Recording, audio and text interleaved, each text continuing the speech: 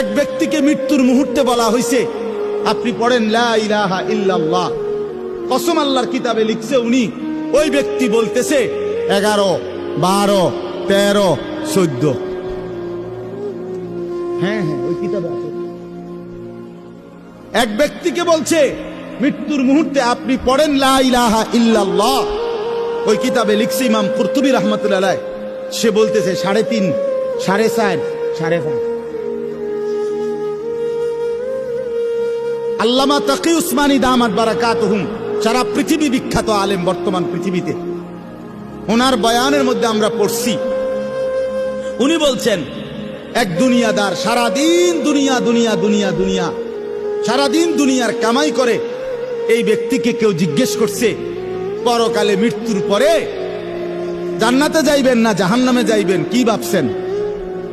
সে বলছে, উত্তর দিছে, সরাসরি কিতাবে আছে, আমার কাছে কিতাব আছে।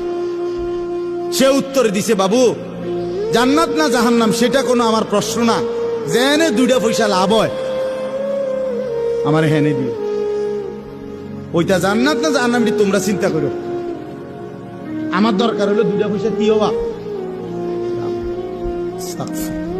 হ্যাঁ হ্যাঁ, মনে তো হয় হাসি, কিন্তু বাস্তবতা এমন। এই সমাজের অসংখ্য মুসলমান এমন আছে বয়স্ক 60, 70, 80 বছর বয়স, মৃত্যু শয্যায় বিস্তার পড়ে গেছে।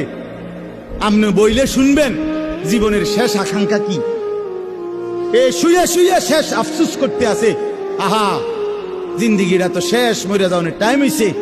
এই ছোট নাতিকার, এই নাতিকার যদি বউটা চাইয়া যেতে পারতাম, এই মাইয়াগা যদি বিয়ে দিয়ে যেতে পারতাম, শেষ ফোলাগা যদি বিদেশ পাঠাই দিতে পারতাম, হ্যাঁ বাড়িটার লগে দিয়া 2টা শতক জায়গা যদি আল্লইয়া সাইডটা যদি মিলাই দিতে পারতাম। কি মিথ্যা বললাম? এমন নাই? আমি তো চিনি ভাইয়া, আমি দেখছি না। আমি কি শান্তের দেশে থাকি নাকি? আমি তো শান্তের দেশের মানুষ, আমি এই দেশের মানুষ না। তো আমার বাড়ি তো নাঙ্গলকোট, আমি চিনবো না কেন? বয়স্ক লোক, ওনার ছেলে মেয়ে, ছেলের জন্য মেয়ে খুঁজতেছে। আমি কইলাম আপনি এরকম অস্থির হয়ে গেলেন কেন? তার দাদা এবারে আমার শুনাইতে আছে, তার দাদা কয় এত অস্থির হইয়া মেয়ে খুঁজতেছে ছেলের জন্য, কয় যে তার দাদা ওয়াশ নিয়ে আস নিঃশ্বাসে নিঃশ্বাসে, ও ওয়াশ নিয়ে আসার মধ্যে তার দাদা তার এই নাতির বউর লেগা আকাঙ্ক্ষা, মানে আর জু এবার তো মরে যাবো, আজরাইল ঘুরতে আছে চারিদিকে, শুধু বউগা সাউনের লেগে হাবড়া, কারণ ওনার কলজার মধ্যে এটা ঢুকছে।